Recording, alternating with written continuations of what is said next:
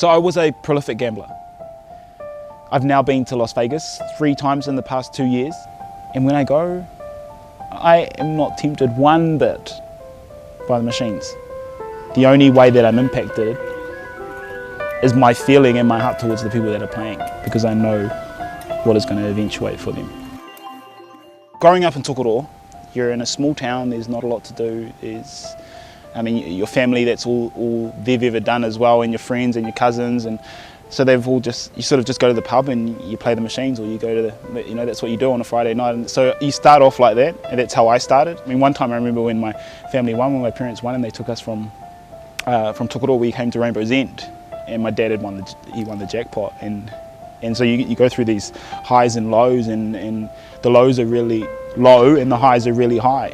There is such a thing as beginner's luck, and I won, and from then forward I always thought that I was going to win every time, and it kicked it off, and that sent me into my gambling spiral. Walking out of there and having lost a whole lot of money every day and every week, you realise what it does to you personally, you realise what it does to how you feel, you realise what it does to your spirit. Everything about you, your whole demeanour just drops when you walk out of that place, because you feel guilty. You feel like you've done something wrong, you feel like you've thrown your life away. That's how bad it feels, to a point where you feel almost suicidal. You feel like, why?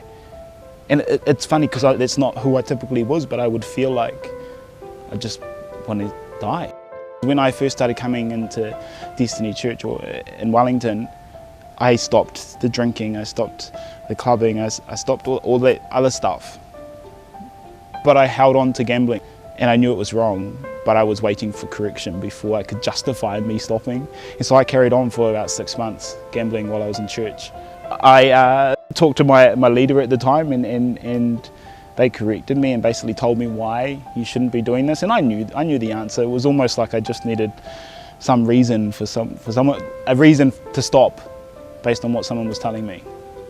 Everything I do today, every little thing that I say, everything that I do impacts my tomorrow.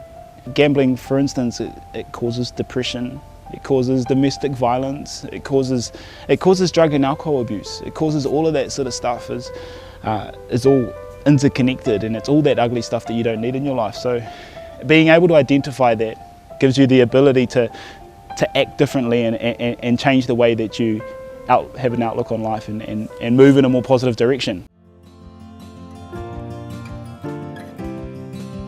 Being addicted to gambling and alcohol and all of that sort of stuff, once I stopped that, my whole focus and my whole attention, my whole attitude towards life was focused on positive change, and that was in my life. So I was really addicted to getting myself to another level. I have now got a successful career in banking. I've had about 8 promotions. I earn a 6-figure income, which I never thought I would ever get, and I know that it's absolutely impossible to get gambling. My family, we own our own home. I get approached and headhunted for roles all the time, and it's all to do with decisions that I made 7, 8 years ago, to stop gambling, to stop drinking, to do all this, stop all that stuff. What makes me different is I get up to see people succeed. It's not about me, it's about other people, and that's what I'm addicted to today.